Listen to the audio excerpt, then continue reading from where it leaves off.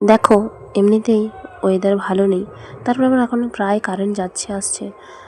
আজকের সকাল থেকেও মোটামুটি বৃষ্টি হয়েছে অল্প স্বল্প। তো কাল বৃষ্টি হয়েছিল সেটাও দেখছি।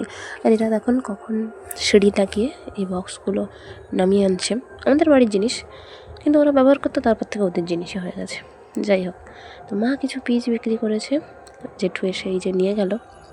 আমি ব্রাশ করতে করতে বসে বসে ভাবছিলাম যে কবে কখন আমাদের বাড়িটা ভেঙে পড়বে, কখন কি হবে, বা আমাদের কখন ঠিকঠাক একটা বাড়ি হবে কে জানে। ঈশ্বর কী পরিকল্পনা করে রেখেছেন সেটা তো আর আমি জেনে বসে নেই। তবুও মাঝে মধ্যে ভাবি যে বাবা, দাদু ভাই, বুড়া ঠাকুমা, এই মানুষগুলো একটু বেশি সহজ সরল ছিল বলে আর বেশি সুযোগ দিয়েছিল বলে কতজনই না সুযোগ নিয়েছে। কে আর করা যাবে বলো তো, এখন শুধু কষ্ট পাওয়া ছাড়া আর কিছুই নেই। আর এই ফুলগুলো যখন দেখি কেন জানি না আনন্দে মনটা ভরে যায়, জানো তো। শত দুঃখের মাঝেও ভাবি যে ছোট্ট ছোট্ট হলেও যে সফলতাগুলো পাই, এগুলো আমার জীবনের অনেক বড় প্রাপ্তি। হতে পারে যে বাড়ির চেনা জানা মানুষের মধ্যে আমি ভালোবাসা কম পেয়েছি, কিন্তু বাইরে অনেকের কাছে আমি অনেক ভালোবাসা পেয়েছি, জানো তো। আর সেদিন অনুষ্ঠানে যে কবিতাটা আবৃত্তি করেছিলাম, আজকে সেটার একটা ভিডিও করলাম, আপলোড করবো বলে, কারণ সেটার পার্টিকুলার কোনো ভিডিও তো আমার কাছে নেই। যাকে, আর ভাবলাম যে সবাই মিলে চাল ভাজাগুলো অল্প অল্প করে খাই, দুটো প্যাকেট যেহেতু মিলেমিশে খাওয়া হয়েছে। আর ওই যে দেখো ওখানে হলুদ রোদে দেওয়া আছে, 2 রকমের হলুদ। যাই হোক, কারেন্ট ছিল না, সেজন্য মা আলু জেলে রেখে সমস্তটা সাজিয়ে দিয়ে এসছে ঠাকুরের কাছে। পরে অবশ্য কারেন্ট এসছে। যাই হোক, আমি ঠাকুরের কাছে সবসময় প্রার্থনা করি যে ঠাকুর, পরিস্থিতি যেমনই হোক, কোনো মানুষ থাকুক বা না থাকুক, তুমি স্বয়ং থেকো।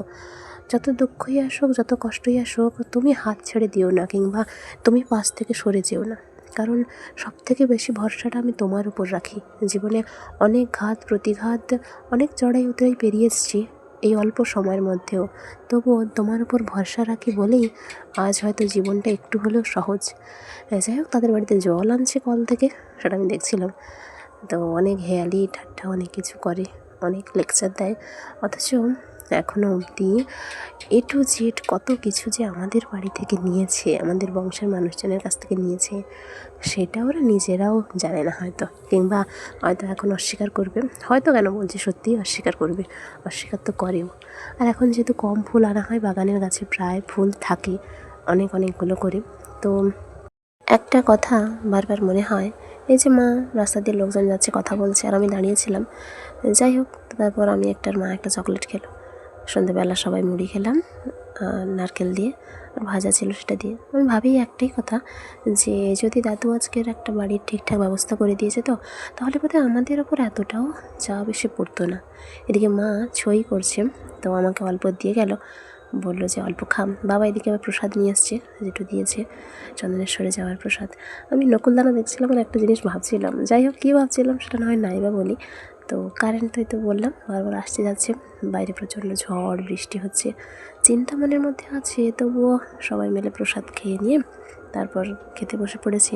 আমি খালি একটা কথাই ভাবছি যে না জানি কোনো দিন হয়তো এই যে এবার ভিডিও দিচ্ছি, কথা বলছি, হয়তো দেখলে যে হুট করে একটা ভিডিও, লাস্ট ভিডিও, তারপর আমার আর কোনো ভিডিও কোনো কিছু এলো না, হতে পারে তো জীবন হয়তো কোথাও শেষ।